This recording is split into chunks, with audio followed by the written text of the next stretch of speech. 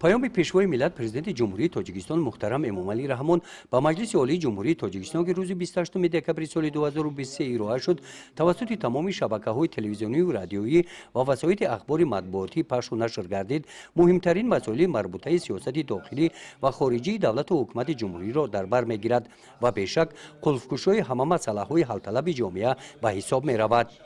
در دایره چاره‌بینی‌های مقامات اجرایی حاکمیت دولتی ناحیه واسع با اشتراک نماینده وزارت مالیه تاجیکستان عاید شهر و اعضای پیام پرزیدنت جمهوری تاجیکستان بهر اجرای دستور و سپارش‌های رهبری دولت با اشتراک رهبران مقامات‌های حفظ حقوق، رهبران تشکیلات و مؤسسه‌ها، رئیسان جماعت‌های دهات و اهل جماعتچگی در ناحیه جمع‌آوری وسیع دایر کرده شد. در این همایش نقطه‌های پیام سرور دولت در سمت اقتصادی اجتماعی شهر داده شده قید کرده شد که بهر اجرای دستور و نشاندادهای در این حجت درج گردیده تشکیلات و مؤسسه‌ها نقش چاره‌بینی‌ها ترتیب داده برای اجرای آنها تدبیرهای سری وقتی را عملی سازند. با پیام نوبتی پیشوای معظم ملت بار دیگر ما کارمندان ساحه معارف را با آن وادار می‌سازد که نسبت تربیت نسل نورس که آینده ساز ملتند باز هم مسئولیت بلند را به عهده گیریم و خوانندگان را در روحیه و تندرستی نگاه داشتن هویت ملی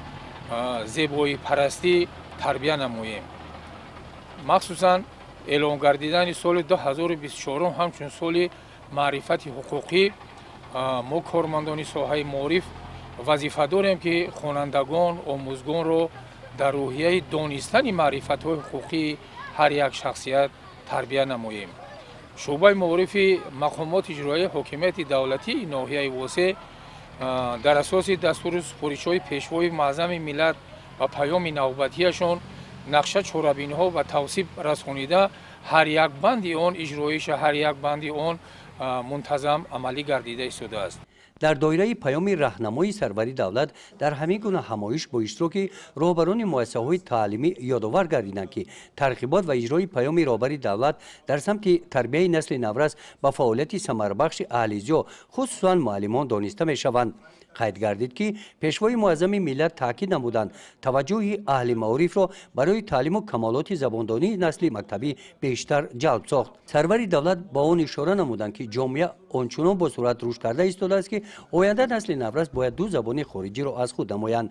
در این همایش همچنین دور به دیگر پهلوهای ساحه معارف جلب نورسان جوانان به علم آموزی، تربیت و تندرستی جوانان، بلند برداشتن حس خودشناسی ملی، پیشگیری شامل شوی جوانان پای حزب و حرکت‌های اکستریمیستی با ترغیب و تشویق فرهنگ ملی پیشگیری نمودن بیگانه پرستی و دیگر ظهورات‌های نامطلوب جهان امروزه ابراز اندیشه نمودند.